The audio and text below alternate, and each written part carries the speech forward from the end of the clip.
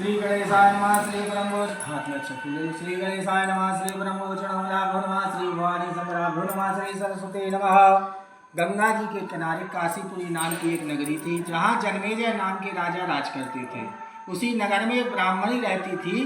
एक दिन वह ब्राह्मणी मानस सरोवर तालाब में स्नान करने के लिए गई, तो वहां देखा कि देवताओं की रानियां देवांगनाएं तालाब के किनारे बैठी वो कुछ पूजन कर रही थीं और नारद जी उन्हें कुछ कथा सुना रहे थे। तब उस ब्राह्मणी ने उन देवांगनाओं से पूछा कि हे सखियों, तुम लोग कौन सा पूजन कर रही हो और इसको करने से किस फल की प्राप्ति होती है?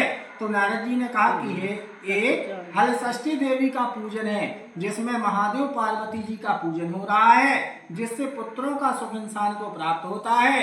तब वह ब्राह्मणी सब विधान पूछ करके अपने घर आई और उसने अपने राजा को सब वृतांत सुनाया। तब राजा ने कहा कि इस व्रत को किस विधि से करना चाहिए, उसका पूर्ण वर्णन करो। तब वह ब्राह्मणी ने कहा कि भादो माह के कृष्ण पक्ष की षष्ठी तिथि को सुबह उठ करके भैंस के गोबर से लीपें और स्त्रियां सब श्रृंगार करके सायंकाल के समय में चौक पूरें और चौकी के ऊपर केले के पत्ता, जरिया, छेलिया और कांस की टांग से हलषष्ठी देवी बना करके भगवान शंकर जी और पार्वती जी का पूजन करें।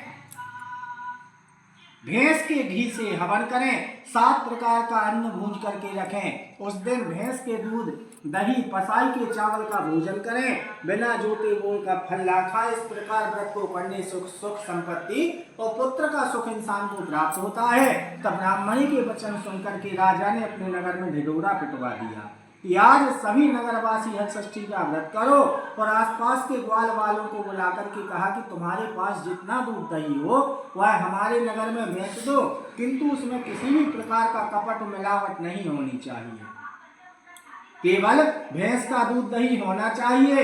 यह सुनकर के वहां के ग्वाल वाल भैंस का दूध दही बेचने लगे। एक ग्वालन के पास भैंस का दूध कम था, तो उसने गाय का दूध मिला लिया और अपने पुत्र को लेकर के मटकी उठा करके बेचने के लिए चल दी।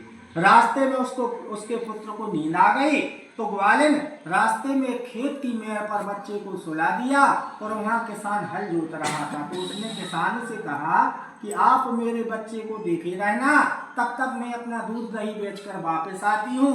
इतना कह करके वह मटकी उठा करके चली गई। तब नारद जी ने भगवान कृष्ण जी के पास जाकर के कहा कि ग्वालिन ने तो व्रत करने वालों के साथ छल किया है, भैंस के दूध में गाय का दूध मिला करके बेच रही है। तब भगवान ने कहा कि नारद जी, तुम जल्दी जाकर के ग्वालिन को दंड दो, ताकि गांव वालों का व्रत खंडित ना हो जाए। तब नारद जी उस खेत की मेड़ पर पहुंच गए और किसान के बैलों को बिचका दिया।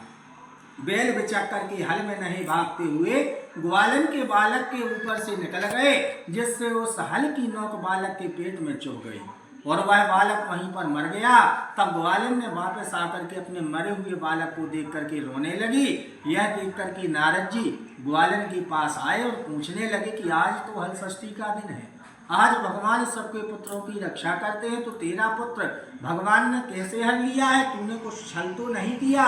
तब ग्वालिन ने अपने मन में विचार किया और कहने लगी कि मैंने भैंस के दूध में गाय का दूध मिला करके बेचा है, जिसको खाने से गांव वालों का व्रत खंडित हो जाएगा।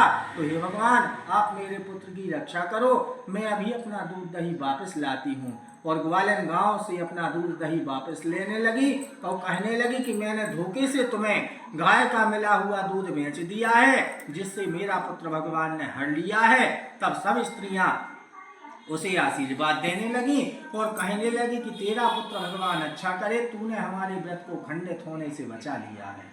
इधर नारद जी ने भगवान से कहा कि ग्वालिन ने अपना दूध दही वापस ले लिया है, अब उसके पुत्र को जीवित कर दीजिए। तो भगवान ने ब्रह्मा जी को बुला करके कहा कि उस ग्वालिन के पुत्र को आप जीवित कर दो। तब ब्रह्मा जी ने एक कांस की टांग को और उस पर अमृत छिड़क दिया, जिससे वह बच्चा जीवित हो गया। तब वह ग्वालिन वापस आकर के अपने पुत्र को जीवित देख करके उसी गोदी में उठा लिया और ब्राह्मणों को बुला करके ग्वालिन ने बहुत सा धन दान दिया और वह हमेशा हलषष्ठी का व्रत करने लगी। इस व्रत को करने से पुत्र और महालक्ष्मी की सदा प्राप्ति होती। बोली हलषष्ठी मैया की।